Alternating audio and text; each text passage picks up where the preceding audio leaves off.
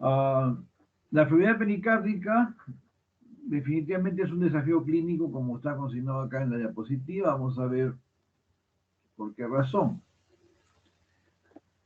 Esto es la Plaza Italia en Barrios Altos, la última cuadra, una cuadra antes de la Plaza Italia y Girón Junín, el convento de los Descalzos, el monumento de Antonio Raimondi que está en esta plaza, un lugar muy bonito. Bueno, era cuando yo era niño. Bueno, acá no sé, mejor no comentar de lo que está pasando acá, ¿no? Muy bien, el dolor torácico es una manifestación importante de las enfermedades cardíacas. Es tal vez el síntoma más importante de la enfermedad coronaria, como probablemente han conversado con el doctor Salazar en días previos. Eh, Existen enfermedades que no son coronarias, pero que pueden poner en riesgo la vida del paciente y a veces de forma inmediata, como una embolia pulmonar o una disección de aorta, que definitivamente también cursan con dolor torácico. La enfermedad pericárdica también cursa con dolor torácico. Entre 5 a 20% de ingresos a un hospital general son por dolor torácico. La mitad de ellos tal vez corresponda a un síndrome coronario agudo. En la cuarta parte se confirma el diagnóstico, pero hay un porcentaje que se van de alta con infarto y lamentablemente a veces el desenlace fatal ocurre en casa. Entonces, la diferencia y para reducir esto y no cometer este error está en el análisis semiológico de los síntomas. Mucho cuidado con los dolores atípicos, los cuadros que parecen y no parecen, porque puede ser de que estemos dando de alta a un paciente con infarto y después tenemos que enfrentar complicaciones serias. Para esto, definitivamente, pues la historia clínica y un examen físico preferencial focalizado al sistema cardiovascular son la herramienta principal. Ante la sospecha tenemos que de inmediato hacer un electrocardiograma, los biomarcadores séricos y una radiografía de tórax. Lo básico que hay desde centros de atención primaria, o si hablamos de geografía, en los lugares más alejados podemos contar con estos recursos. En la historia clínica es fundamental analizar las características semiológicas del dolor. La forma de inicio, la duración, la intensidad, la localización del mismo, si tiene radiación o no, es un dolor pleurítico o no. Si la característica es de un dolor pleurítico, probablemente miastenia pericardia o enfermedad pulmonar, por supuesto, ¿no? Pero la presencia de síntomas asociados como disnea o manifestaciones vegetativas son marcadores pronósticos y de alto riesgo. Importantísimo documentar si el paciente tiene o no factores de riesgo conocidos, llámese hipertensión arterial, diabetes, hiperlipidemia, tabaquismo, porque si esto está presente, nos orientamos fundamentalmente hacia enfermedad coronaria. Por supuesto que un coronario puede tener pericarditis, pero el pronóstico es muy diferente. De las causas cardíacas del dolor torácico, definitivamente la más importante y letal es la enfermedad coronaria. Pero hay también lesiones valvulares como estenosis aórtica, prolapso de válvula mitral, miocardiopatía hipertrófica o lo que nos vamos a ocupar hoy día, pericarditis, que pueden generar dolor torácico, cada una con su característica típica. Existen también causas vasculares como la disección de aorta o la embolia pulmonar, que también completan la tríada de diagnósticos diferenciales que debemos tener en la sala de emergencia cuando llega un paciente con dolor torácico agudo. Si no son estas tres condiciones, como que nos quedamos un poco más tranquilos, pero las tres condiciones de enfermedad coronaria, disección de aorta, parte del síndrome aórtico agudo o embolismo pulmonar, potencialmente son letales a corto plazo. Enfermedades pulmonares, neumonía, pleuresía, traqueobronquitis, neumotórax, neoplasias. Gastrointestinales, la gran confusión. Frecuentemente los problemas de espasmo de esófago confunden con enfermedad coronaria, mucho más si el espasmo de esófago se lidia con nitritos. Síndrome de Mallory-Weiss o el desgarro de la mucosa del esófago también, úlcera péptica, pancreatitis, esto es un poco más alejada posibilidad de confusión, pero muchas veces el dolor en epigastrio, al igual que las vías biliares, pueden confundir en algún escenario con problema coronario. Un poco más alejado ya y menos peligroso, osteocondritis, problemas musculares, misceláneas como tumores de pared torácica, herpes zóster o a veces síndromes conversivos dentro de los diagnósticos diferenciales. En la enfermedad pericárdica, el pericardio sabemos que es una bolsa que contiene dentro de ella el corazón. Está formada por dos membranas, una hoja visceral adherida al corazón, que está formada por una capa de células mesoteliales y en los segmentos anteriores por una capa de grasa bastante importante. Y la parietal, que separa de las cavidades pleurales, es formada por una capa de células mesoteliales y otra de tejido colágeno y elastina con un espesor de más o menos de 2 milímetros. En el interior hay un fluido que oscila de entre 15 a 35 centímetros cúbicos, que tiene una importancia capital, sobre todo porque hay un roce constante de estas dos hojas con cada latido del corazón. Si recordamos que el corazón late entre 80.000 a 110.000 veces por día, definitivamente pues el rol de este fluido es importantísimo. Esta es una pieza anatómica donde se ve el pericardio. Esta es la hoja parietal, la hoja visceral. Acá hay unos tractos de fibrina. Lamentablemente lo que llevó a la muerte a este paciente fue una inflamación pericárdica. Acá en los segmentos anteriores hay una gran cantidad de grasa. Hacia la parte posterior definitivamente solamente está el miocardio y la serosa sobre la víscera. Esta es la capa parietal, las células mesoteliales, la capa fibrosa. Esta es la hoja visceral, segmento anterior, las células mesoteliales, la grasa debajo de ellas, y en los segmentos posteriores, la capa de células mesoteliales y acá el miocardio. Esto es los repliegues que fijan el saco pericárdico a la pared anterior del tórax. Acá se ha sacado toda esta segmento del pericardio y se ve que en la parte anterior, los segmentos anteriores, acá está topográficamente el ventrículo derecho, la vía de salida del ventrículo derecho, hay una gran cantidad de grasa que se dice tiene un efecto protector. Recientemente hay estudios que cuantifican esta grasa epicárdica de imagen y ya se está asignando un rol pronóstico en el paciente con enfermedad vascular aterosclerótica, es decir, con un marcador de riesgo, el incremento de la grasa epicárdica, que hoy en día es cuantificable. Todavía no está en uso clínico, pero tal vez a futuro va a ser una herramienta más de cuantificación de riesgo. Aquí se retiró el corazón. Tenemos la emergencia de los grandes vasos, aorta, arteria pulmonar. Esta es la vena cava inferior, los recesos, el seno oblicuo, el seno transverso, en relación a los grandes vasos. Aquí tenemos un corte en dos, prácticamente se ha retirado acá la parte anterior, topográficamente acá está la vía salida del ventrículo derecho, para ver la diferencia del espesor de la pared del ventrículo derecho. Es más delgada que la del izquierdo, las trabéculas son mucho más gruesas, pero el pericardio a nivel anterior tiene una gran cantidad de grasa. En cambio, a nivel posterior prácticamente solamente las células mesoteliales y una muy pequeñísima cantidad de grasa.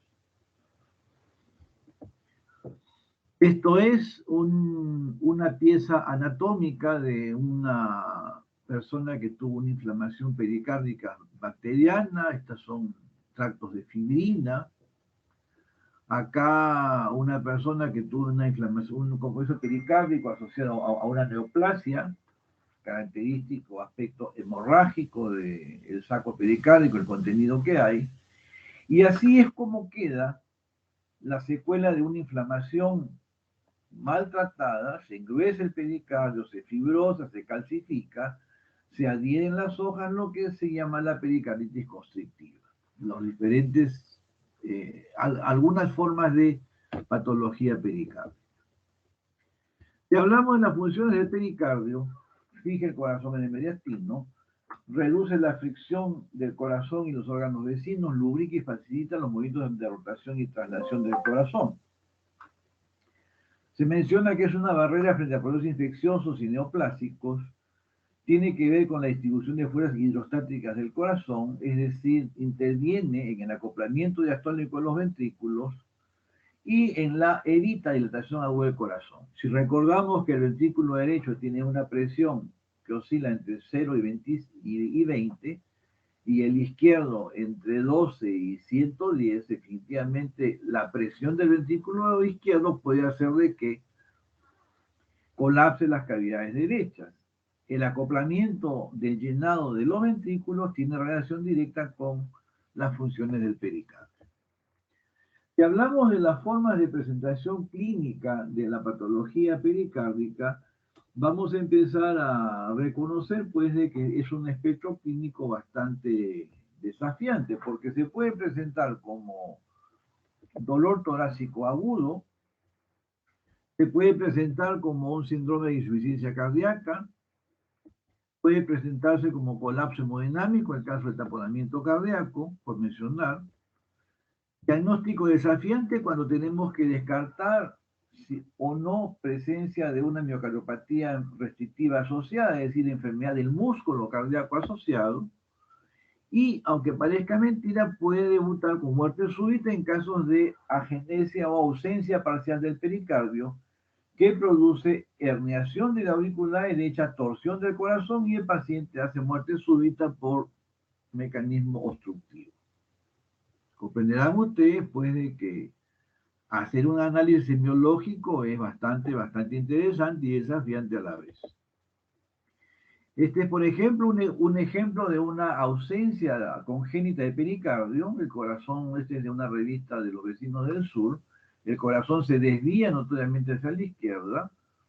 Acá, obviamente, la matidez cardíaca va a estar desplazada, el choque de punta también va a estar desplazado, si hablamos de maniobras semiológicas. Y observen ustedes que lo comparan con el perrito de los dibujos animados, algunos lo llaman el signo de Snoopy, porque se ve así en la radiografía, y en una tomografía, una resonancia, ven ustedes que el corazón se ha ido hacia la zona lateroposterior del tórax. Comprenderán que si la matidez cardíaca la buscamos en esta zona, pues va a estar muy desplazada hacia la izquierda. Si buscamos el choque de punta, probablemente va a estar en la línea axilar media. Por supuesto, afortunadamente estos casos son raros, pero dentro de la clínica no se descarta que podamos tener alguna vez un caso de ausencia congénita de pericardio. Los síndromes pericárdicos empiezan pues desde el nacimiento con ausencia congénita, pericarditis aguda, inflamación aguda de las membranas pericárdicas, perimiocarditis o miopericarditis cuando del pericardio se inflama el miocardio o del miocardio por vecindad se inflama el pericardio. Vamos a ver una publicación reciente de pacientes con COVID, frecuentemente han tenido estos síndromes. El pericardio que se inflama genera efusión, derrame pericárdico. Si el derrame es de una magnitud importante, genera taponamiento cardíaco. Si la inflamación no se trata adecuadamente, tenemos una pericarditis recurrente. En la evolución tenemos a veces engrosamiento de las hojas y derrame, lo que se llama síndrome efusivo constrictivo. Y finalmente, si no se trató adecuadamente o hubieron episodios repetidos de inflamación pericárdica, se fusionan las hojas y llevamos una pericarditis constrictiva. Complicación tardía que debemos evitar porque tiene implicancias pronósticas bastante preocupantes. En cuanto a la etiología definitivamente varía de la fuente de publicación que se consulta. Porque si estamos, por ejemplo, en Europa, un país de Europa, por mencionar, donde todos quisiéramos estar, en Mónaco, probablemente la enfermedad pericárdica mayormente sea por neoplasia o por cirugía cardíaca. Si estamos en países como el nuestro, como Haití o como Nicaragua, por mencionar escenarios complicados, tal vez las infecciosas sean las más frecuentes. Si hablamos de nuestro país y nuestro país, de nuestro hospital de Hipólito Unanue, lo que vemos con mayor frecuencia es enfermedades infecciosas. Le siguen las colagenopatías, dentro de ellas el lupus, muy prevalente, uremia, insuficiencia renal, muy relacionado con hipertensión, con diabetes, cada vez con más condiciones más prevalentes en nuestra población, traumatismos torácicos, la ciudad cada vez está más violenta, las autoridades no hacen nada, pero bueno, para eso los han elegido, heridas por arma blanca, heridas de bala, neoplasias. Cada vez tenemos más pacientes post-injuria pericárdica secundaria a cirugía cardíaca. Tenemos nosotros cada vez más pacientes que nos llegan con infarto, que requieren cirugía de bypass aortocoronario. La enfermedad aterosclerótica está en aumento exponencial en nuestros países, o a veces complicaciones de infarto de miocardio. Esta causa complicación de infarto de miocardio probablemente ya esté mucho más arriba, porque todos los días tenemos infartos, y más aún, ahora que estamos todavía en pandemia, muchos pacientes llegan tarde, no llegan tan precozmente como antes de la pandemia. Hay publicaciones incluso de fuentes europeas o de los vecinos del norte, que las características clínicas de los pacientes con síndromes coronarios varió desde que llegó la pandemia, es decir, se ven más complicaciones, pacientes llegan muy tarde al diagnóstico y obviamente pues las complicaciones son más prevalentes, por el temor de ir a un hospital, por el temor de ir a una fuente posible de contagio. La pericarditis es un proceso inflamatorio que afecta el pericardio, produciendo como consecuencia exudación en la fase aguda. La inflamación puede ser causa de engrosamiento y fibrosis en la membrana, lo cual puede ir hacia un curso crónico. La pericarditis aguda es un síndrome que está ocasionado por la inflamación del saco pericardio. Puede ser con o sin efusión. Si tenemos poca efusión o esta es mínima, el síntoma es un dolor. El dolor tiene características pleuríticas debido a que aumenta con la inspiración, aumenta con la tos, la deglución, el decúbito, y como el pericardio es una serosa, frecuentemente hay inflamación pleuropericárdica, sobre todo en colagenopatías, enfermedades infecciosas como la tuberculosis. El signo característico es el frote pericárdico, que no sé si es que se pueda oír, voy a tratar de reproducirlo. Es como si uno frotase dos hojas.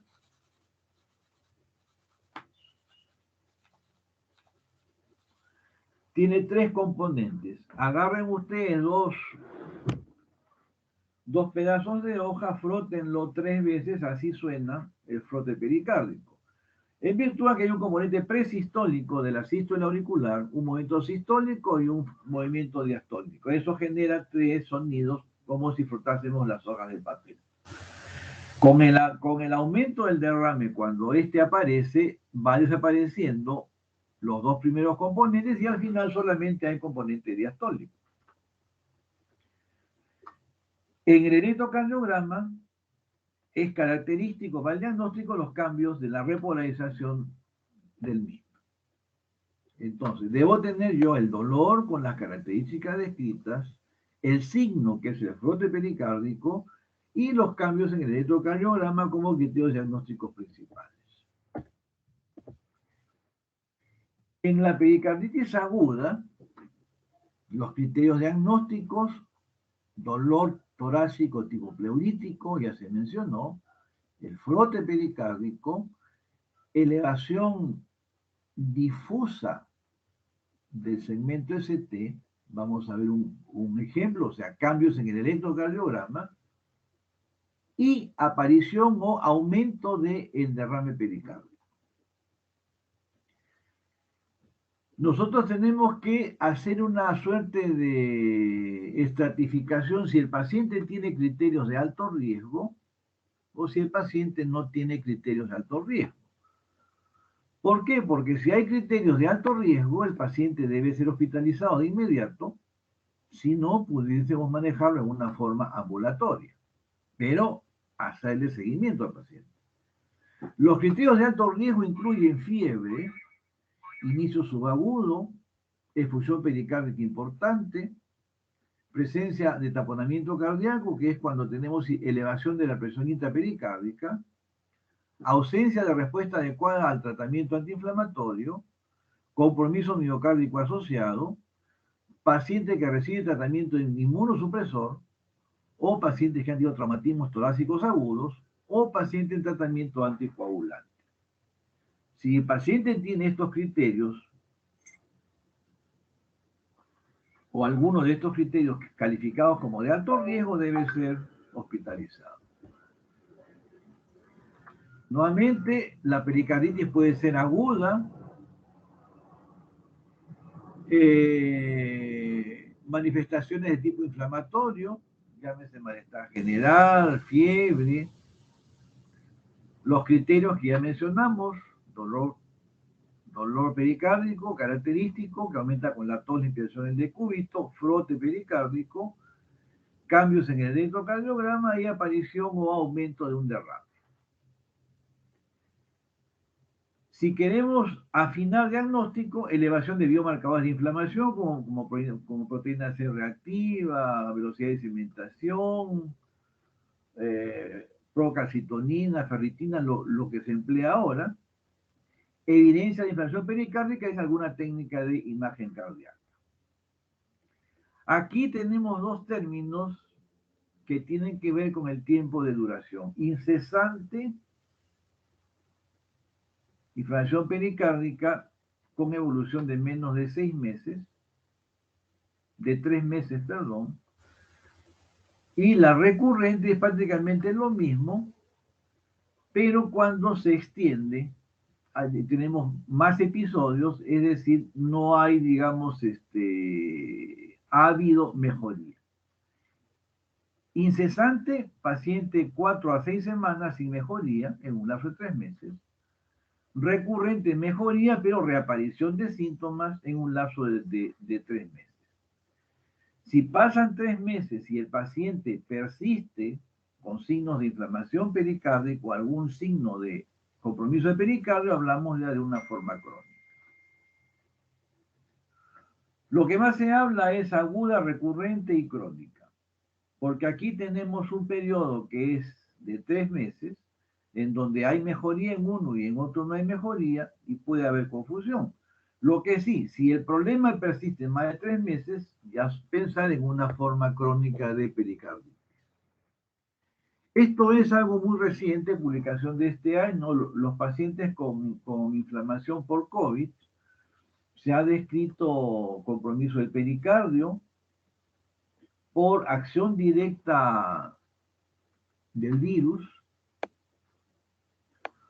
por acción de la tormenta de citoquinas, mecanismo inmunitario, por inflamación vascular del endotelio, el cual produce una endotelitis generalizada, o por extensión del miocardio hacia el pericardio, lo que sería una miopericarditis.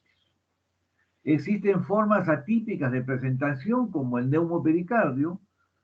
Un ex residente nuestro, colega ahora, el doctor Urquiaga, presentó a principios de año una serie de pacientes con pericarditis en el curso de inflamación COVID con neumopericardio, con un grupo de Piura. Entonces, El pericardio también ha sido blanco de afectación por el COVID. La enfermedad todavía la seguimos conociendo. Y uno de los hallazgos ha sido neumopericardio asociado a infección aguda por COVID. Seguimos avanzando. En el electrocardiograma, el signo característico es la elevación del segmento ST. Me parece que aún no han hecho clases de electrocardiograma, pero es bueno saber que el electrocardiograma tiene tres fenómenos eléctricos. Uno que es la onda P, que es la actividad de las aurículas. El segundo, la espiga, el complejo QRS, la actividad de los ventrículos o repolarización del ventrículo, y el segmento ST y la onda T, la repolarización.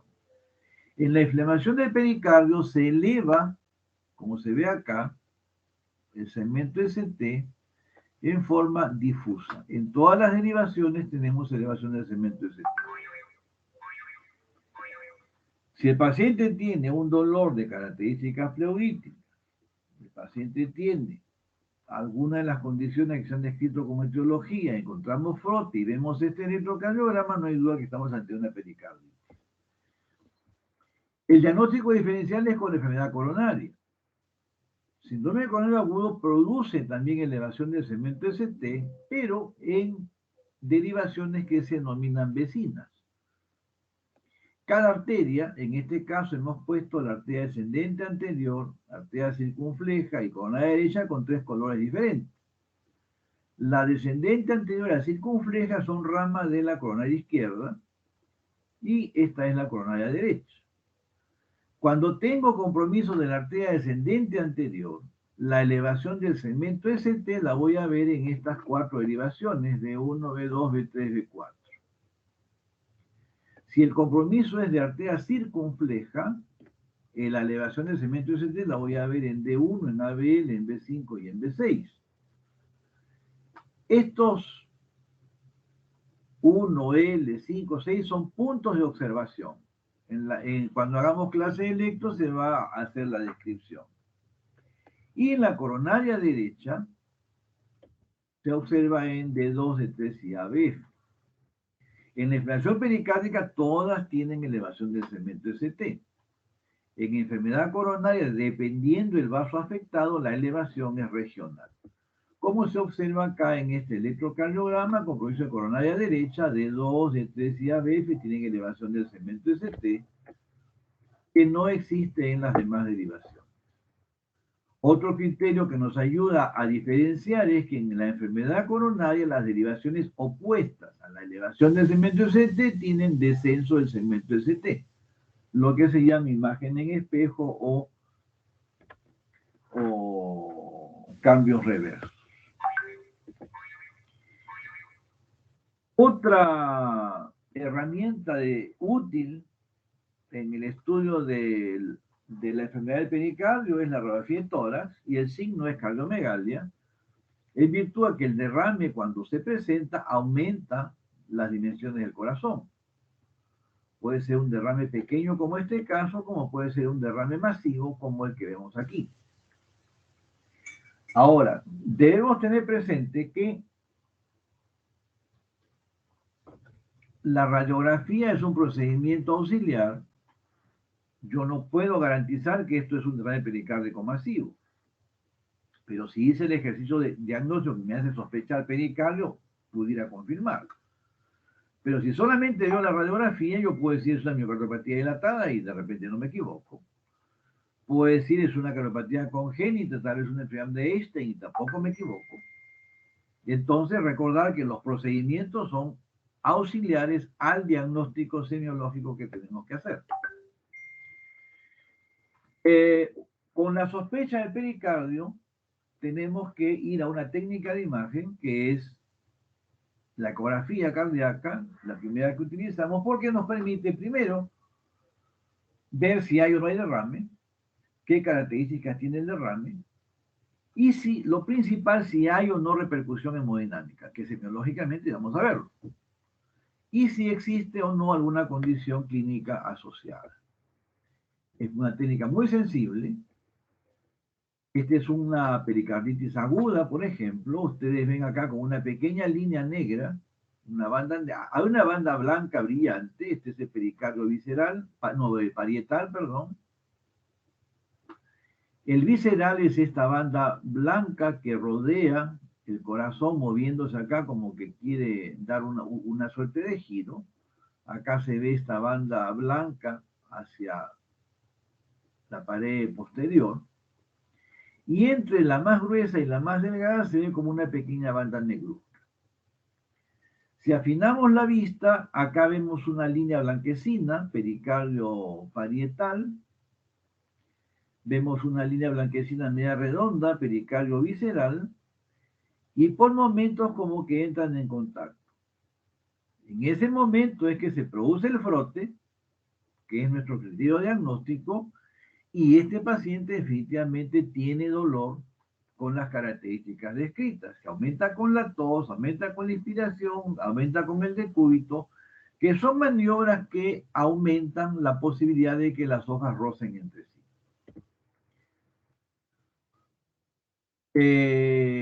Si el derrame pericárdico es más de 50 centímetros cúbicos, definitivamente aumenta progresivamente la presión dentro del saco pericárdico. Y esta presencia del derrame y el aumento de la presión intrapericárdica es lo que determina la repercusión hemodinámica de la enfermedad. Depende de cuán grande es el derrame, o sea, qué volumen tiene, y de cuán rápido se acumula. De los dos, volumen y velocidad de acumulación, la rapidez con que se acumula es definitivamente lo más importante. Y lo que determina que tengamos una repercusión mucho más precoz en unos pacientes que en otros.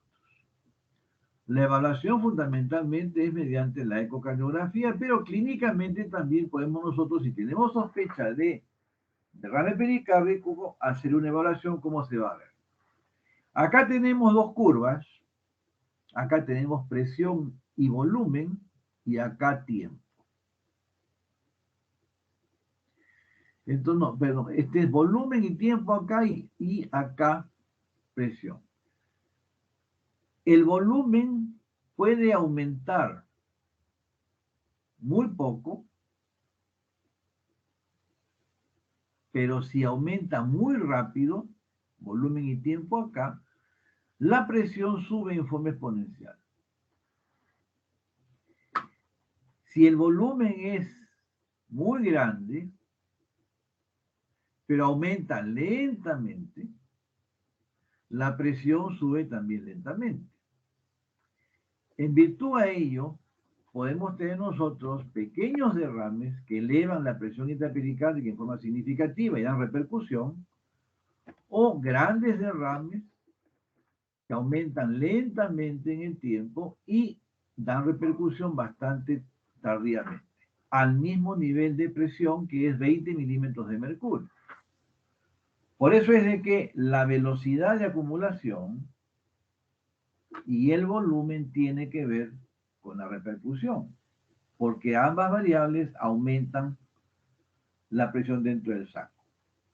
Pero cuanto más rápido es el aumento, la repercusión aparece mucho más precozmente.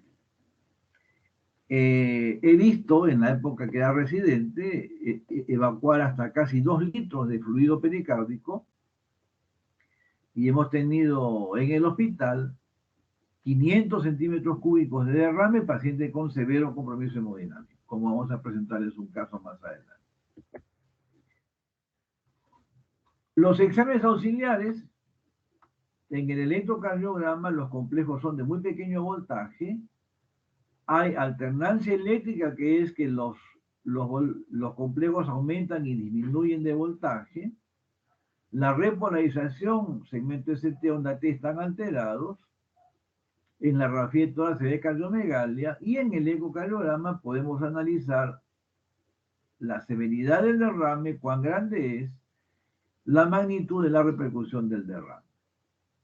Las técnicas de imagen avanzada, tomografía cardíaca o resonancia magnética, lo que nos dan es caracterización de los tejidos. La tomografía específicamente me precisa si hay o no hay calcio en las estructuras que estoy estudiando. si hablamos de corazón. Puede hacer cálculos funcionales, por supuesto, cálculos de dimensiones, pero el aporte principal es que presencia de calcio o no presencia de calcio. La resonancia magnética me da caracterización del tejido, importantísimo cuando tengo que diferenciar el compromiso del miocardio. Porque no es igual un miocardio indemne que un miocardio con fibrosis, un miocardio con edema o un miocardio con necrosis. Esas características me las da la resonancia magnética, que no las puedo ver ni con la tomografía ni con la ecocardiografía. Aunque no es tema de este curso, los procedimientos, es bueno saber que cuando solicitamos algún examen complementario, saber qué le voy a pedir a la técnica. Y para saber qué le voy a pedir, primero tengo que hacer un adecuado examen semiológico. Otro ejemplo, elevación difusa del segmento ST, un derrame masivo. La evaluación hemodinámica de la repercusión del derrame cuando lo hay. Si el derrame es pequeño, entrando ya en aspectos clínicos semiológicos, significa que la presión intrapericárdica es aproximadamente de 8 a 10 milímetros de mercurio. En ese caso, hablamos de presión normal o mínimamente incrementada. En el examen clínico voy a tener que las venas del cuello son normales, no están ingurgitadas, la presión arterial es normal, la frecuencia cardíaca está en rangos normales, la frecuencia respiratoria igual, y hay adecuada perfusión periférica, es decir, temperatura distal normal, llenado capilar normal. Si tengo una técnica de imagen, no voy a ver compresión de cavidades, voy a ver de que el fluido, como les presenté en las primeras imágenes de ecocardiografía.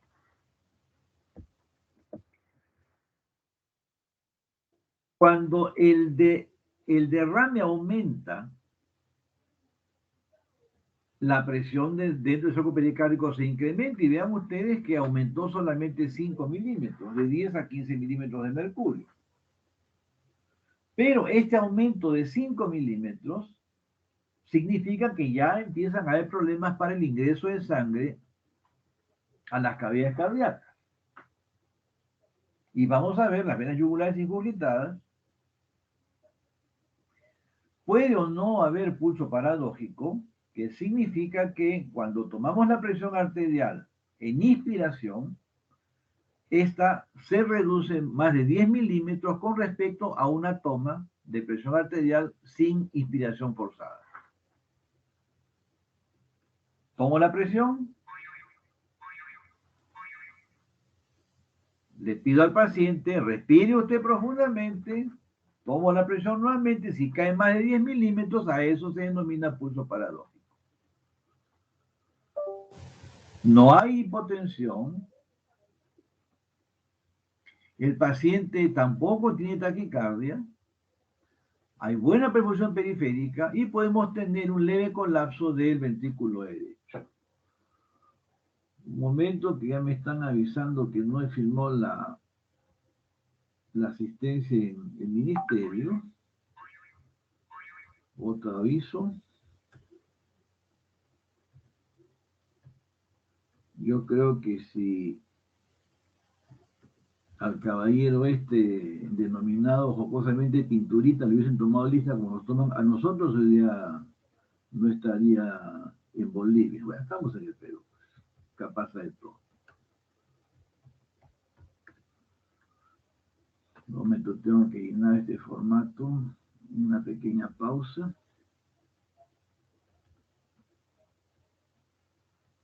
Hasta el momento, si hubiese alguna pregunta mientras voy llenando este formato.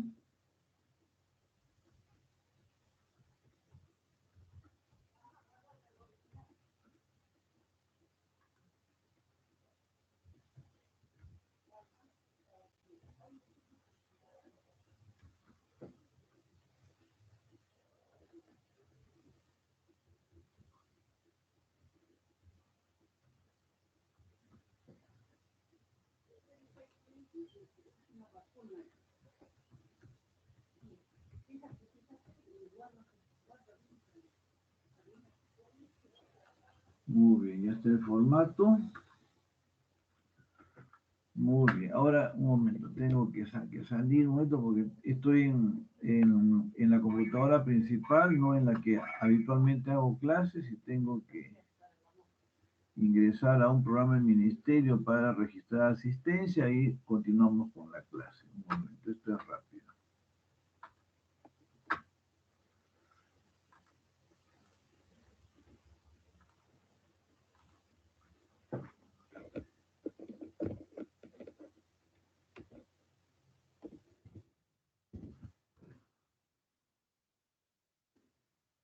Muy bien, ya estamos dentro de la ley.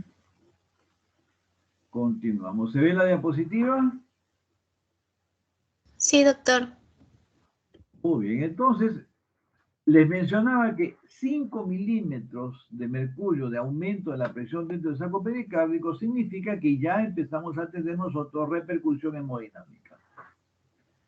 Desde la inspección, venas yugulares ingurgitadas, si yo hice la historia, paciente con fiebre o paciente con clínica de una colagenopatía, o un paciente que ha tenido un accidente de tránsito y ha tenido un traumatismo torácico cerrado, y veo que las venas yugulares están dilatadas, sobre todo que en inspiración no colapsan, debo sospechar de que algo está pasando en la aurícula derecha, o en el saco pericárdico, o en la cavidad torácica, porque puede ser que el paciente una fractura costal haya ocasionado un neumotórax, y el neumotórax esté aumentando la presión intratorácica y por eso la yugular se ve ingurgitada. La curiosidad clínica, por ejemplo, si yo hago una percusión de la pared torácica y escucho una sonoridad timpánica, no hay duda que estamos ante un neumotórax. Si quiero confirmar amplexación, no aumenta el volumen de un emitora, probablemente estemos con un neumotórax. Ausculto, no hay sonidos, garantizado que tenemos un neumotórax. Pero en nuestro tema, yugular ingurgitada, sospechar que algo pasa con el saco pericárdico. En el registro de las funciones vitales, si sospecho pericardio, tomo la presión arterial, hago que el paciente inspire, contenga usted un momento, señor, le tomo nuevamente, si cae 10 milímetros, pulso paradójico, cuidado, puede haber problema de pericardio. Pero la presión es normal, no hay taquicardia y tengo buena perfusión periférica. Y en la imagen voy a ver un leve colapso del ventrículo derecho o de la aurícula derecha, como lo que vemos acá.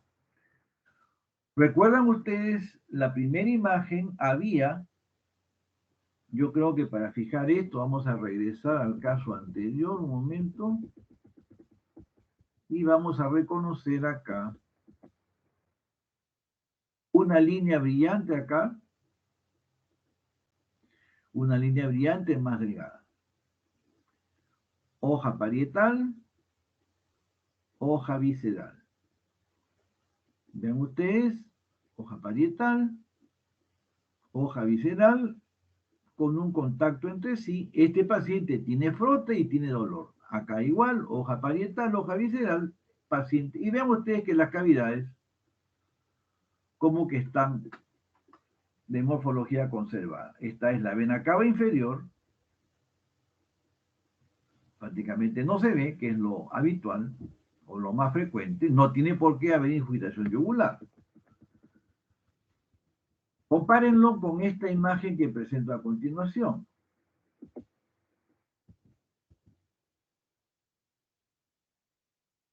Hoja parietal, hoja visceral. Esto negro es la efusión pericárdica. El líquido es hipoecogénico. Vean ustedes, acá ya se ve como una banda negruzca muy visible, que es la presencia del derrame. El aumento de la presión dentro del saco pericárdico aumenta la presión dentro de la aurícula. Vean ustedes que la pared de la aurícula como que se colapsa, se arruga, Obviamente la sangre que está ingresando o que debe ingresar tiene problemas y se empieza a estancar en las venas sistémicas, la vena cava inferior, que ahora ya está muy visible. Yo no veo la vena cava, pero sí veo las yugulares que vienen a la vena cava superior que está por esta zona. Entonces, si la presión aumenta dentro del saco pericárdico, empiezan a presentarse signos de hipertensión venosa sistémica, el más precoz, ingurgitación yugular. Seguimos avanzando. Vean ustedes acá, el derrame es mucho mayor. El colapso de la aurícula es muy parecido al anterior, pero con mucho más derrame. Acá hay también, en la cavidad pleural, también hay derrame pleural. Y vemos nosotros acá como unos filamentos. Esto es lo que nos da la ecografía, que caracteriza lo que hay dentro del derrame pericárdico. En este caso, imágenes que tienen fibrina, muy característico de un derrame por tuberculosis. Observen ahora, este es un derrame muy denso, incluso pareciera que fuese una masa. Vean cómo rodea todo el corazón. Este es un caso de una pericarditis piógena. Si deseo evacuar el derrame, en el caso previo con una punción lo puedo hacer, pero en este caso, derrame sumamente denso, es imposible drenarlo con una punción. En este caso tengo que mandar al paciente a hacer operaciones para que se le haga un drenaje quirúrgico y una ventana pericárdica. Pero semiológicamente, en estos casos yo tengo ya yugular ingurgitada, tengo pulso paradójico, por lo menos como hallazgo semiológico. Igualmente, la presencia del derrame hace que los ruidos cardíacos sean de una intensidad disminuida, como vamos a ver a continuación. Entonces, para cuantificar el derrame,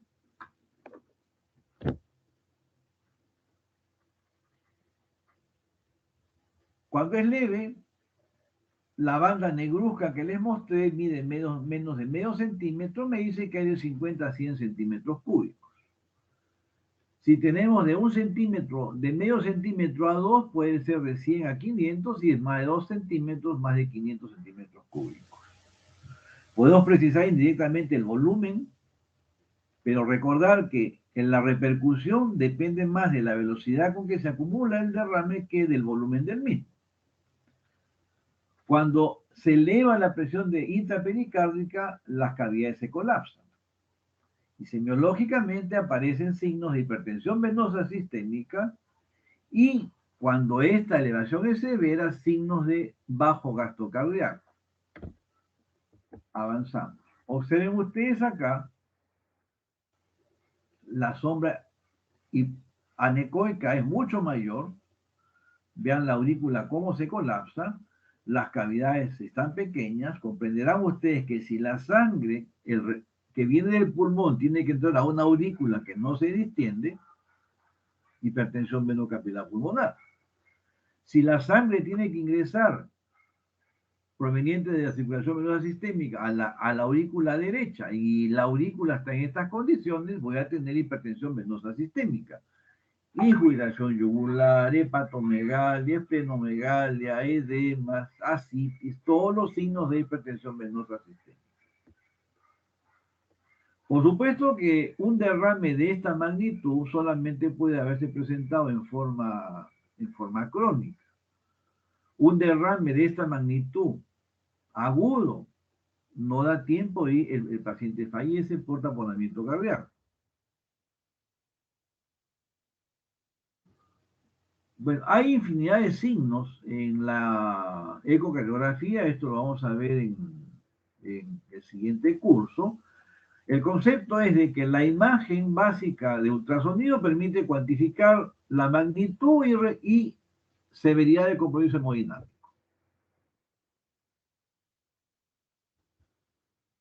Las características dinámicas del flujo dentro de las cavidades nos permite también ver cuán severa es la repercusión. La disminución de las velocidades sincrónicamente con la respiración, estas son las velocidades de ingreso de sangre al ventrículo izquierdo, estas son velocidades de la aorta, la sangre que sale del ventrículo izquierdo. Comprenderán ustedes que cuanto más pequeñas son las velocidades, la sangre que está saliendo es de menor volumen. Ayer en práctica hemos explicado algo de esto. Esta es una técnica de color. Vamos. Muy bien. Entonces, cuando yo tengo aumento significativo de la presión dentro del saco pericárdico, que lo sospecho por la infiltración yugular, por la caída del gasto cardíaco, la hipotensión que vamos a ver a continuación, en el estudio yo voy a ver que las velocidades de flujo en las válvulas varían con la respiración. Aumentan en las cavidades derechas cuando el paciente inspira y disminuyen las velocidades en las cavidades izquierdas cuando el paciente inspira. Cuando el paciente expira, aumentan en las izquierdas y disminuyen en las derechas. Esto se llama acentuación de interdependencia. La variación de las velocidades son fundamentalmente en sístole. Lo mismo ocurre en las cavidades derechas. En inspiración aumenta el retorno venoso, aumentan las velocidades. En expiración disminuye. Si la variación es más de 25%, hipertensión intrapericárdica severa. El taponamiento cardíaco es el grado máximo de compromiso que da el derrame pericárdico. Tenemos que tener presencia de fluido en el saco pericárdico, aumento de la presión intrapericárdica que excede las presiones dentro de las cavidades cardíacas, limitando el llenado. El efecto compresivo del derrame es más notorio en el momento que la presión en las cavidades es más baja, que es sístole en la aurícula y diástole en los ventrículos. Y esto es lo que se llama acentuación de interdependencia. Estas son curvas de volumen de cavidades izquierdas, curvas de volumen de cavidades derechas. Cuando el paciente inspira, aumenta el retorno venoso derecho, disminuye el izquierdo. Cuando el paciente expira, disminuye el retorno venoso derecho, aumenta el izquierdo. Si yo tomo la presión en inspiración, comprenderán que si está saliendo menos volumen, la cifra de presión va a ser menor en inspiración. A esto es lo que se llama pulso paradójico. Lo que mencioné, alternancia eléctrica, es el cambio de magnitud de voltaje del complejo QRS en el electrocardiograma. Regresando a la semiología, cuando yo tengo un derrame hemodinámicamente con repercusión de moderada a severa, en donde los mecanismos compensatorios están al máximo, esto es cuando la presión intrapericárdica es más de 20 milímetros de mercurio. Nuestro paciente va a tener las venas yugulares ingurgitadas, va a tener definitivamente pulso paradojal, aumenta la presión dentro del saco pericárdico, limita el llenado de las cavidades y cuando el paciente inspira, la presión cae más de 10 milímetros, pulso paradójico. La frecuencia cardíaca va a estar incrementada, pero todavía no tengo yo signos de hipoperfusión periférica ni de hipotensión. Presión arterial normal o límite inferior, pero con perfusión periférica aún conservada. Y en la ecografía voy a ver que las cavidades cardíacas pues están colapsadas. Cuando tenemos un derrame con repercusión hemodinámica grave, severa y el paciente está descompensado, venas yugulares ingurgitadas, paciente con taquicardia, paciente con polipnia, paciente hipotenso, que es lo que marca la diferencia, y paciente con pulso paradojal bastante notorio. Y en el eco no solamente veo colapso de cavidades, sino que el corazón está como nadando dentro del saco pericárdico. Entonces, si recordamos nosotros lo que era grado leve moderado, en todos tengo vena yugular ingurgitada. Si avanzamos a las funciones vitales, en los primeros dos estadios leve moderado, la frecuencia cardíaca está normal y no necesariamente hay pulso paradójico. Cuando la repercusión es ya severa, la diferencia la hace el pulso paradójico, la taquicardia, y cuando ya el paciente está en trance crítico, la hipotensión es lo que nos da la diferencia. Por supuesto que si yo tengo un pulso paradójico importante, la presión está limítrofe, y en el eco veo colapso de cavidades, ya es momento de solicitar una evaluación por el especialista para que defina si pulsamos de inmediato al paciente para evacuar el líquido pericárdico. Si el paciente viene hemodinámicamente muy comprometido, taquicardia, polipnia, hipotensión, pulso paradójico, no hay duda que sí o sí en este momento, si no pulso, lamentablemente voy a tener un desenlace fatal con el paciente.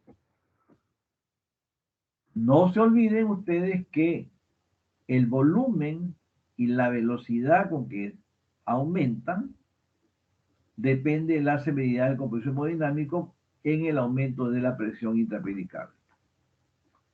Si comparamos volumen versus tiempo de acumulación, definitivamente el tiempo de acumulación es mucho más importante en la repercusión que el volumen de acumulación.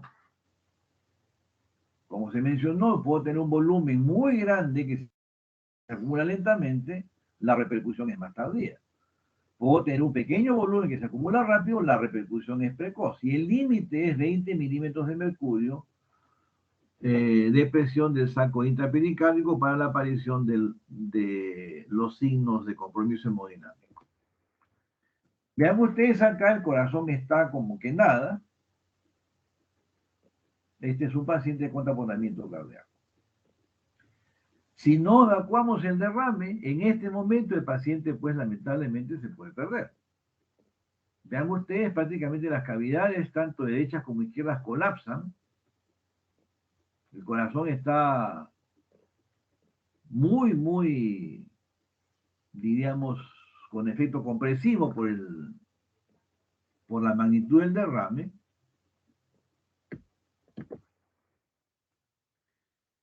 En ese caso tenemos nosotros esto que se denomina alternancia eléctrica.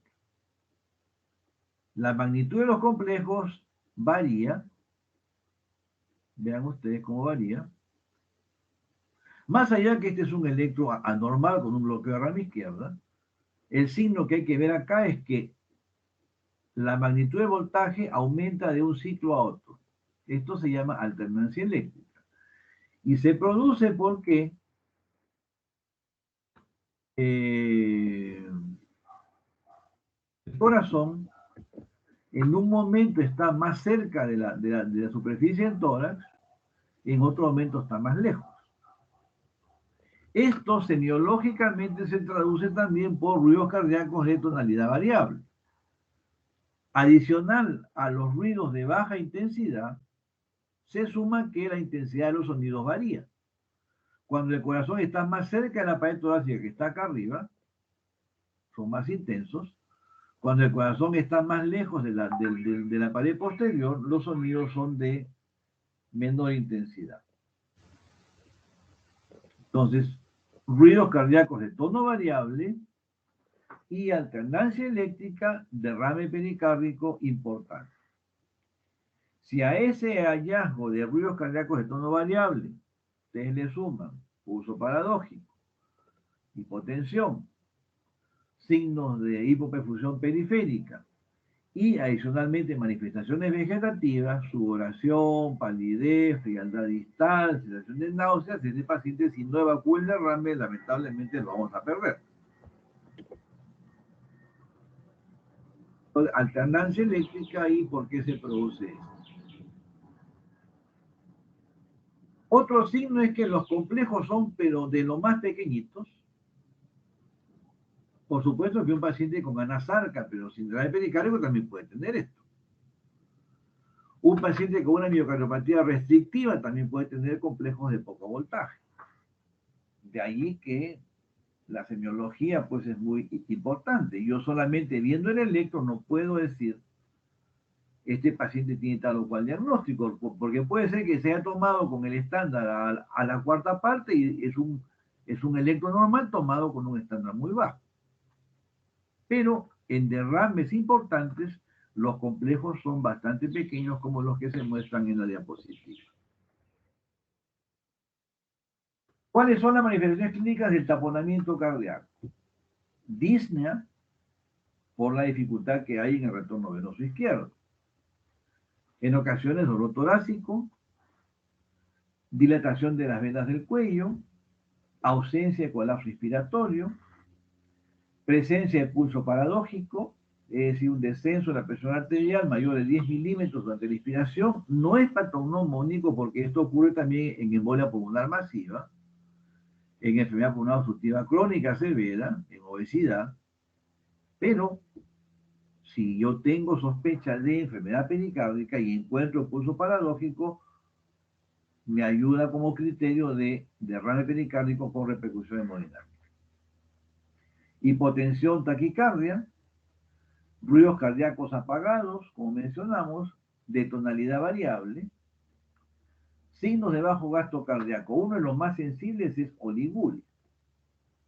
Por supuesto que si yo tengo la sospecha de un paciente con derrame pericárdico y que este derrame pericárdico puede calificar como de riesgo con los criterios que mencionamos al inicio, tengo que hospitalizarlo.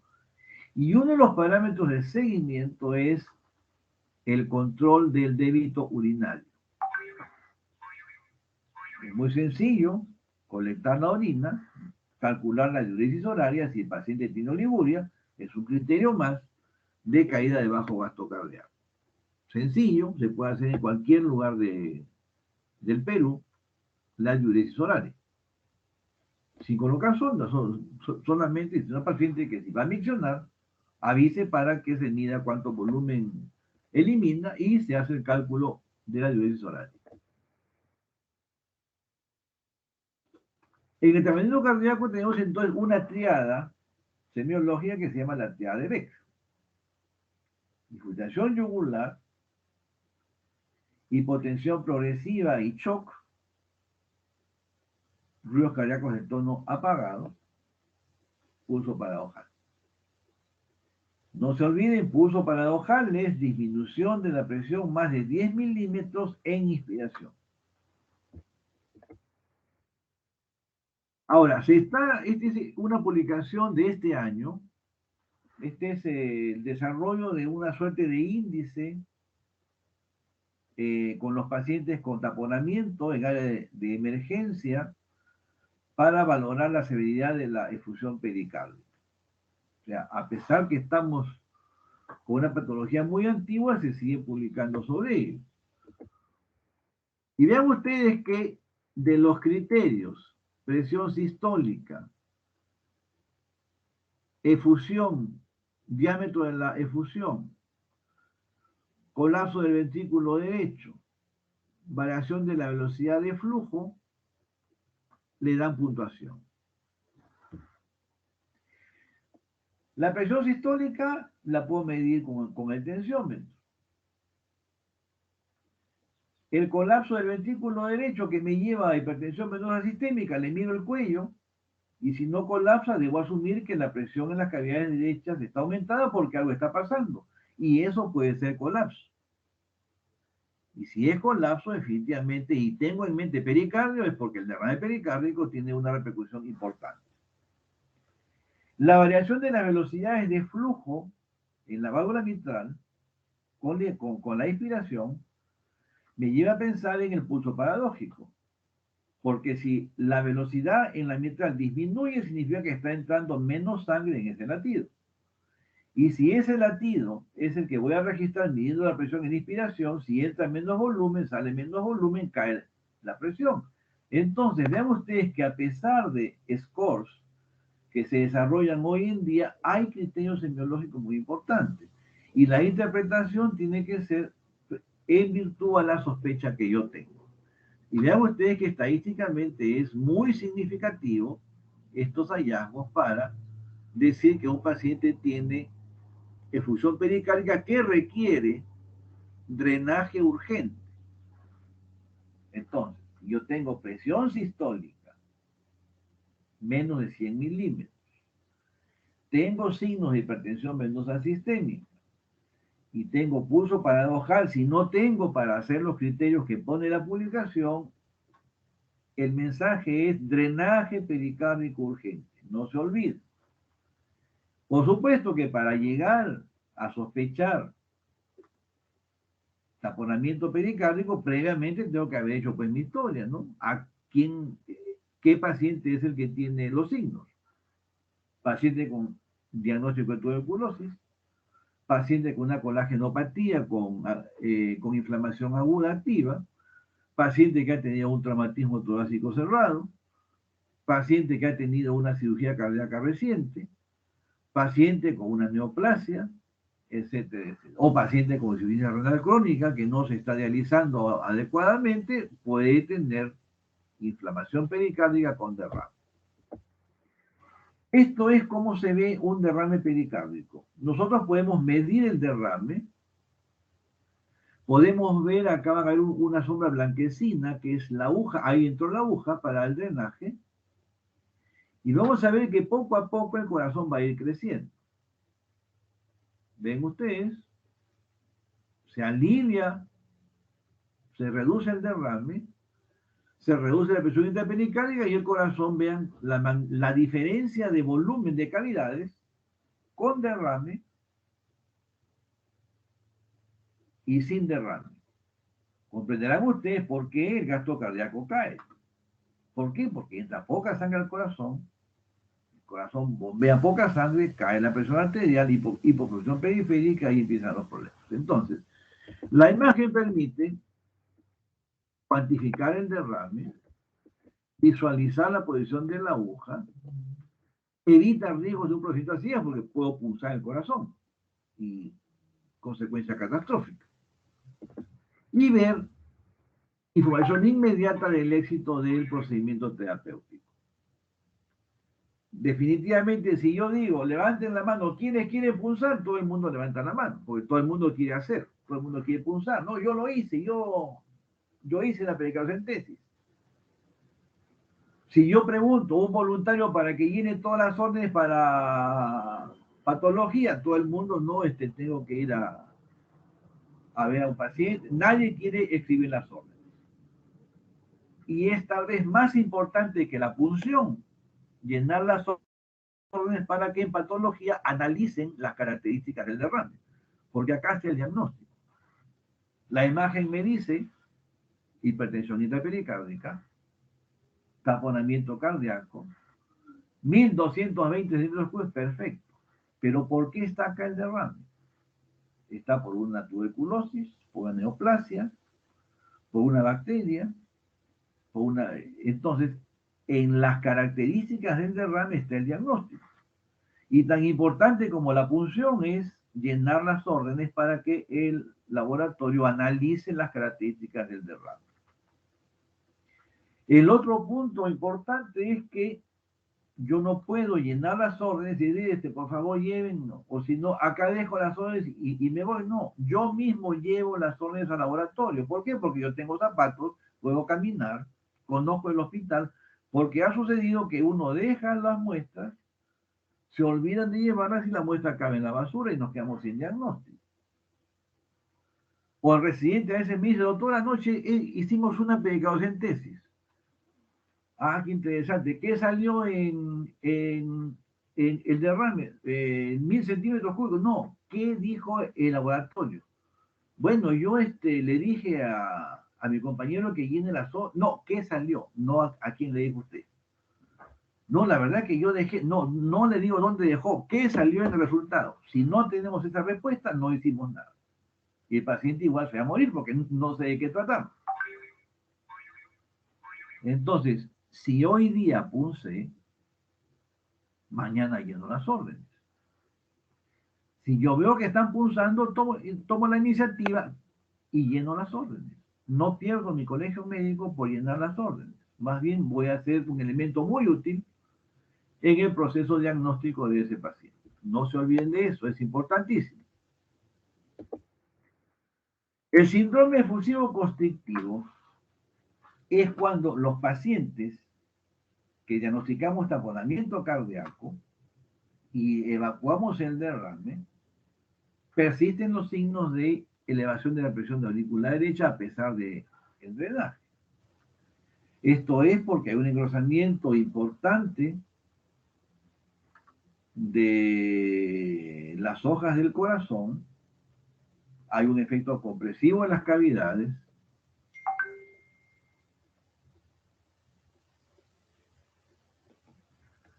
hay una solicitud de consulta, bueno, vamos a... Y es porque la hoja visceral, engrosado, ven ustedes que acá está bastante gruesa la hoja, todavía tenemos nuevamente derrame, tenemos tractos de fibrina, esto es muy frecuente en la tuberculosis, por zonas hay menos derrame, como se ve acá, porque ya se están fusionando las hojas y vemos acá el septum interventricular como que tiene un movimiento como de sacudir. Definitivamente, esto es lo que se llama el síndrome efusivo constrictivo. Ocurre cuando el tratamiento no es el adecuado o no se hace el seguimiento adecuado para modificar el tratamiento. El paciente persiste con los signos de hipertensión venosa sistémica, hipertensión venocapilar pulmonar en presencia de inflamación pericárdica, engrosamiento de las hojas pericárdicas. Tardíamente, las hojas se fusionan, el pericardio engrosado se calcifica y esto empieza a comprimir las cavidades limitando su llenado.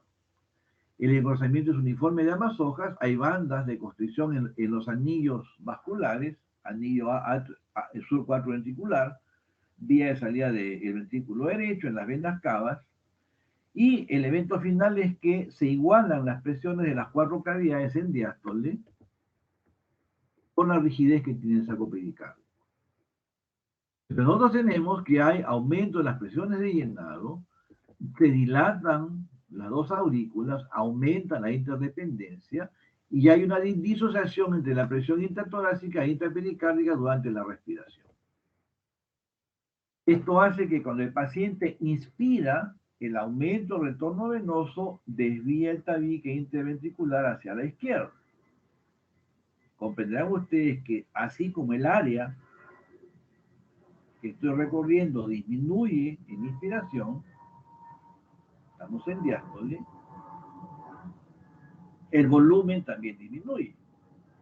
Y esto hace pues de que persista el pulso paradójico a pesar que sacamos el derrame. Y ocurre esto porque el pericardio está muy grueso y está limitando el llenado.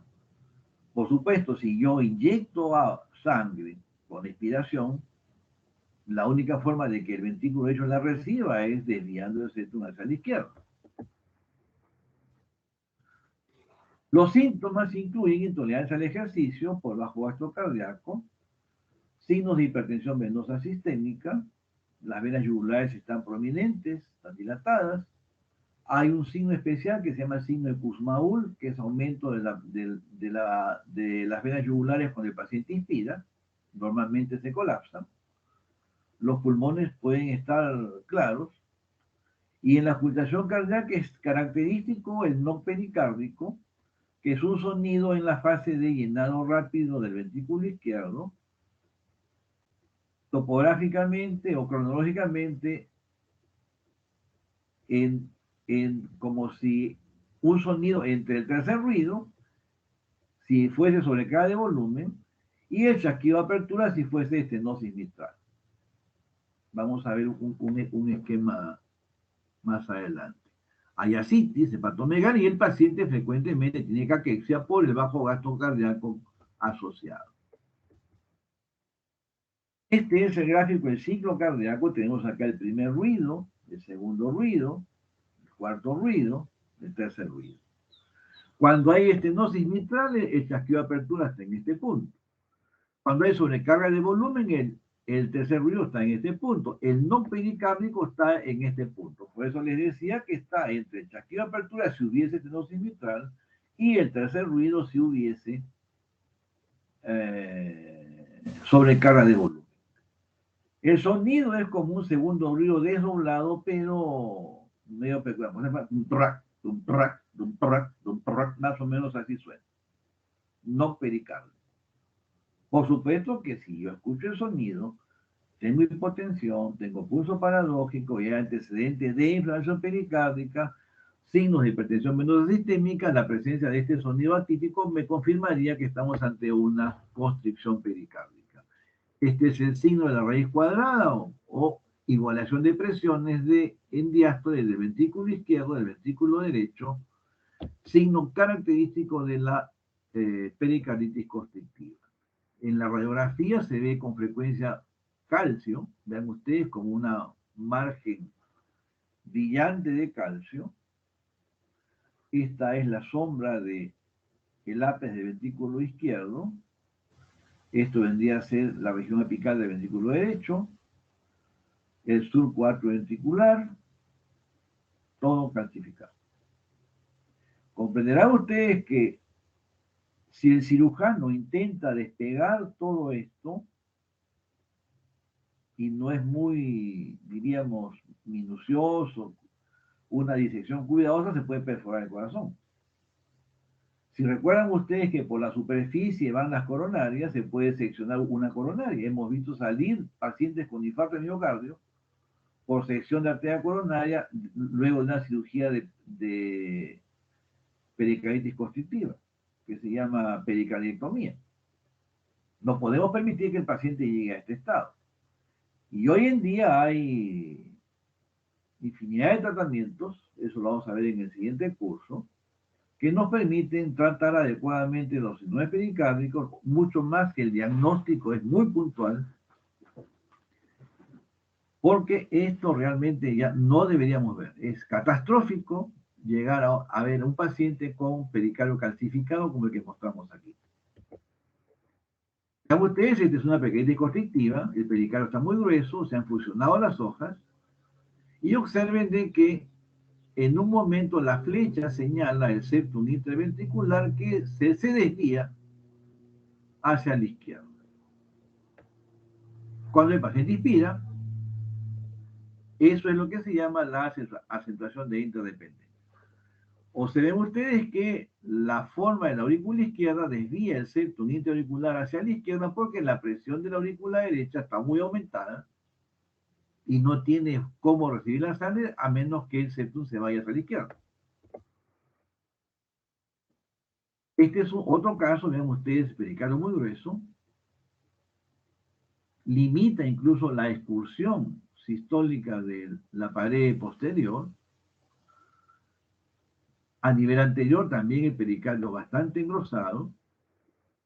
Vean toda la pared posterior, es una piedra prácticamente. Y el septum como tiene un movimiento anómalo. Si pudiésemos auscultar, cuando se ve esta suerte de sacudida, ven ustedes como una sacudida acá, en ese momento es que se produce el knock pericárdico. Y se produce porque el cese súbito de la distensión de las cavidades hace que la pared vibre y eso se traduce auscultatoriamente como el knock pericárdico. Ven ustedes calcio por todos lados. Este es un eco tridimensional que muestra pues la magnitud del compromiso. Este es un eco del hospital. La parte superior de la aurícula izquierda es extrapericárdica, por eso ven ustedes hasta acá el calcio. La aurícula derecha sí es intrapericárdica. Vean ustedes, todo es calcio. Movimiento tomado del septum, pericarditis constrictiva. Ahora comprenderemos pues de que si el paciente inspira, este es en expiración, septum hacia la derecha, velocidad de válvula mitral, válvula tricuspidia, vena pulmonar. Hacemos que el paciente inspire y la velocidad disminuye. Si la velocidad de ingreso disminuye, la velocidad de salida de sangre por la aorta disminuye. Si la velocidad en la válvula mitral disminuye, en la vena pulmonar también disminuye. Y si ustedes recuerdan que detrás de la vena pulmonar están los pulmones, puedo tener signos de hipertensión venocapilar pulmonar.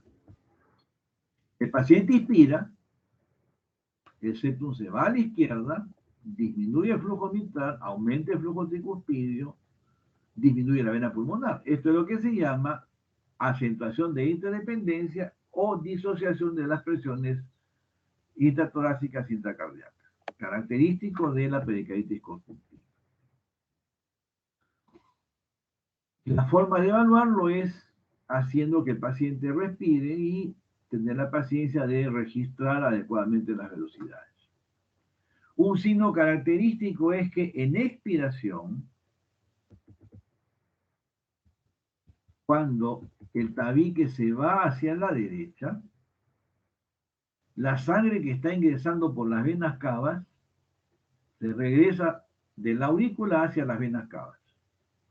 Eso da un signo característico que es lo que se denomina el flujo reverso en vena suprahepática, en expiración, flujo reverso en vena suprahepática, característico de pericarditis constrictiva. Acá no hay duda que tenemos una constricción pericárdica. Bueno, insisten que hay una consulta. Es este signo. Entonces, el tabique, que en inspiración se fue a la izquierda, en expiración se va a la derecha y empuja la sangre en forma retrógrada, flujo reverso en vena suprahepática. Ahora, estos hallazgos del Doppler son muy frecuentes, pero pueden estar ausentes, sobre todo cuando el paciente tiene hipovolemia. Entonces, si nosotros bajamos la precarga, empleando diuréticos, podemos nosotros desenmascarar los signos. Ahora, importante es tener presente que cuando hay compromiso de pericarditis constrictiva con miocardiopatía restrictiva, estos signos están ausentes. Que ese es el mayor desafío diagnóstico del síndrome pericárdico. Cuando tengo que diferenciar entre compromiso miocárdico asociado a pericarditis constrictiva, la ausencia de estos signos de variación de velocidades de flujo es lo que me da el diagnóstico.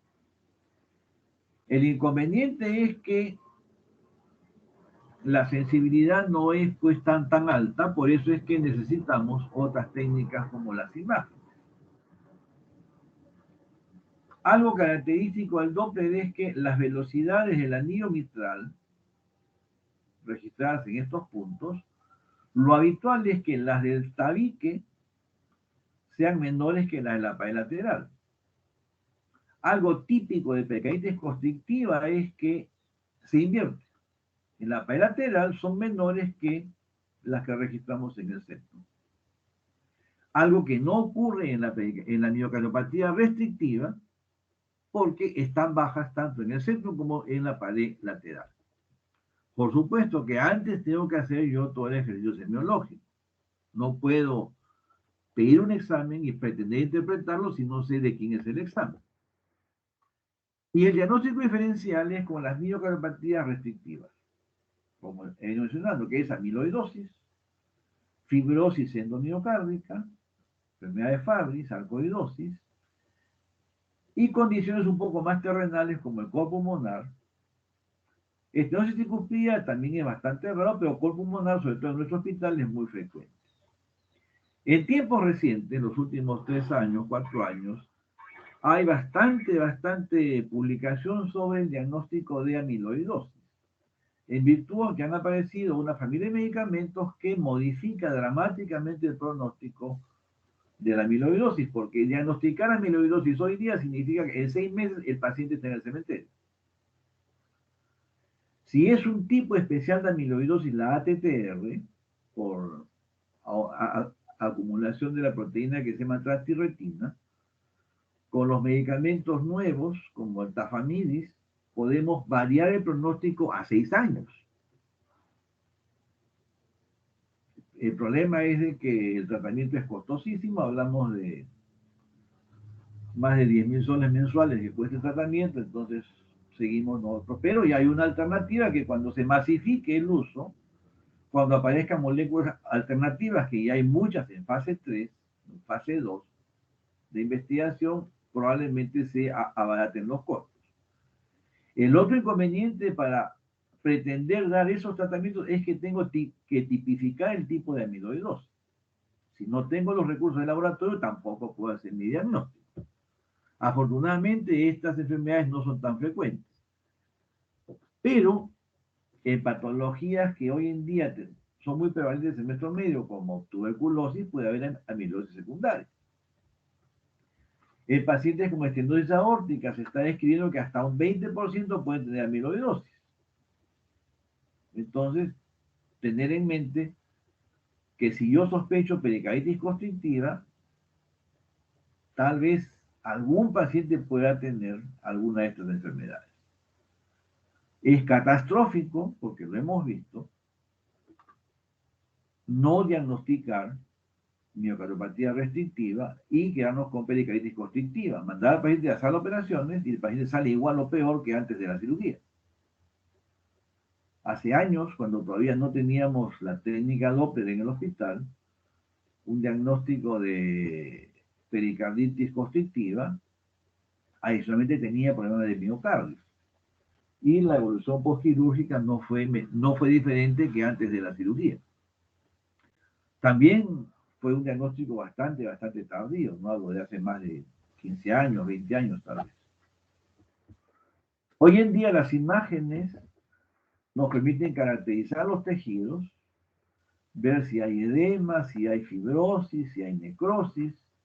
Hay secuencias de imagen en resonancia que diferencian, por ejemplo, Fabry de amiloidosis o de sarcoidosis. Entonces hoy día la tecnología permite diagnósticos bastante exactos. El inconveniente es que no está todavía disponible masivamente y son bastante costosas, pero a largo plazo puede haber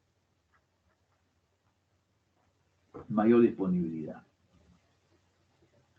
El fin de semana participamos en un evento de imagen cardíaca. Se presentaron temas de tomografía, de resonancia, de medicina nuclear. Yo hablé de ecocardiografía.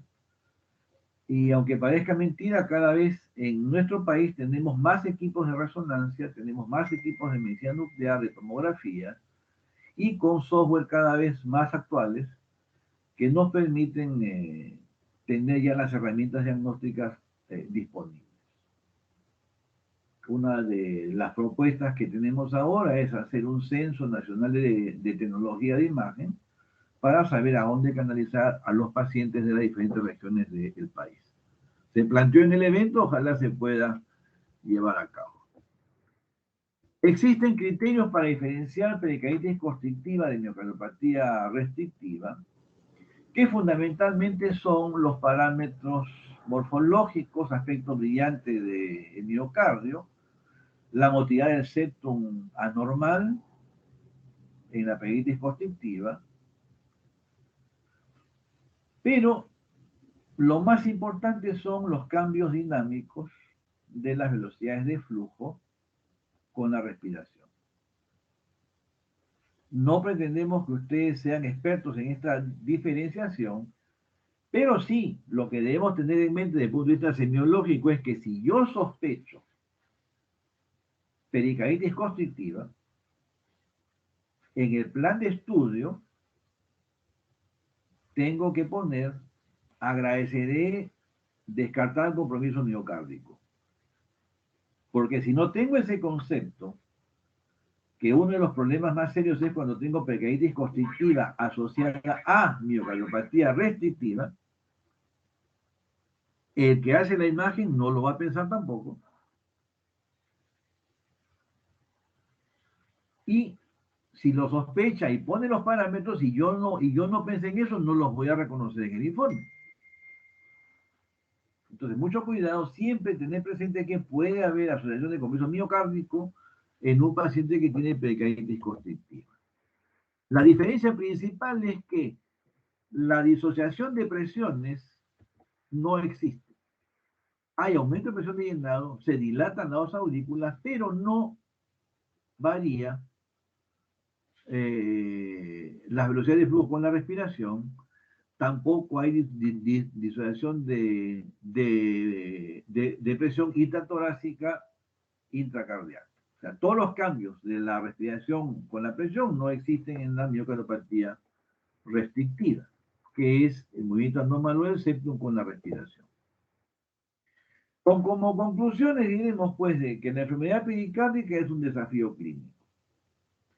Tengan presente ustedes que si yo tengo una enfermedad que se puede presentar como dolor torácico, como insuficiencia cardíaca, como colapso hemodinámico y taponamiento cardíaco, como diagnóstico desafiante, como hasta con muerte súbita, definitivamente pues es algo muy complejo que requiere un análisis semiológico muy importante, en donde la historia clínica, la secuencia de aparición de síntomas, las condiciones asociadas como una colagenopatía, una condición infecciosa, ¿sí? ¿Alguna pregunta? Muy bien. Bueno, les decía que si en la historia yo me encuentro con que es un paciente con una colágenopatía y tengo hipertensión venosa sistémica, las yugulares muy ingurgitadas, cuidado, pericarditis atrás. Paciente con tuberculosis, yugular ingurgitada, puede ser el pulmonar, pero si no pienso pericarditis, se fue el diagnóstico. Paciente que se operó de bypass aortocoronario, o un reemplazo de válvula aórtica, un reemplazo de válvula mitral, y de repente viene con un síndrome edematoso. Puede ser, por supuesto, insuficiencia cardíaca, no cabe duda, pero la insuficiencia cardíaca puede ser una expresión de un compromiso de pericardio. Síndrome post-injuria pleuropericárdica, post-injuria cardíaca produce derrame pericárdico. Tengo un paciente que ha tenido un accidente de tránsito y el paciente viene pues con irritación yugular marcada, hipotenso. Por supuesto que puede ser pues un hemotórax, puede ser. Pero si no sospecho pericardio, no voy a buscar en la imagen. Aquí sí definitivamente mucho cuidado porque si el diagnóstico es pericarditis constrictiva, obligatorio descartar miocardiopatía restrictiva. Si no se acuerdan el nombre, más sencillo. Pericarditis constrictiva, descartar compromiso del músculo cardíaco asociado. Ahí sí vamos a tener siempre presente el diagnóstico diferencial. Bueno, muerte súbita, el muerto ya no habla, pero a veces pacientes que eran totalmente asintomáticos, nunca tuvieron síntomas, y a menos que se hubiesen hecho una radiografía de tórax para un examen preventivo, un examen de control sanitario anual, para un trabajo, etcétera, etcétera, y el corazón está muy desviado a la izquierda, nadie va a sospechar que tenía ausencia congénita de pericardio. Muy bien, terminamos. Esto es un recuerdo de Marrakech. Aquí hablamos sobre pericardio en 2005 en el Congreso Mundial de ECO de ese año. ¿Alguna pregunta?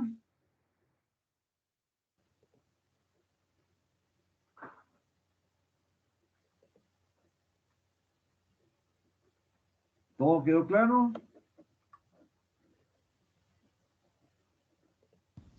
Doctor, me parece de que todo ha quedado claro. Muy bien, pues no se olviden, cuando tengan ustedes el síntoma dolor torácico, lo primero, lo que comentó el doctor Salazar, síndrome coronario agudo. Pero tener en mente que si el paciente va a emergencia por un dolor torácico agudo, hay dos condiciones más potencialmente letales: embolia pulmonar, síndrome aórtico agudo, que siempre tengo que tenerlas presentes. Porque si no las pienso, no es infarto, de repente no. No me preocupa.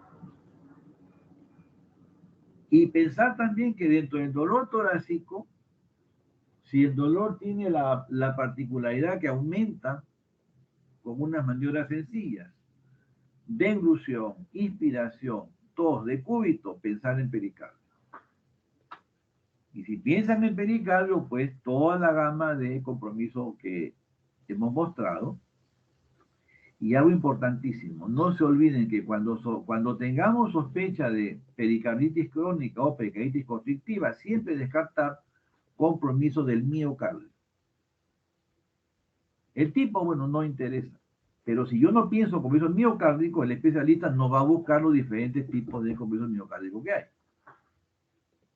Pero si como médico general o médico de otra especialidad, llámese reumatólogo, que va a haber colágenopatía. El neumólogo, que va a haber tuberculosis, que puede dar amilosis secundaria. El infectólogo. Definitivamente, si no tenemos en mente pericardio asociado a la enfermedad de miocardio, se nos fue el diagnóstico diferencial más importante. Y la consecuencia la vamos a ver en el paciente cuando tengamos una decisión que no fue la correcta. Muy bien, con esto terminamos. Con el grupo de práctica a las 9:15 vamos a comenzar la sesión del día de hoy. Muy bien, si no hay preguntas, acá terminamos. Gracias, doctor.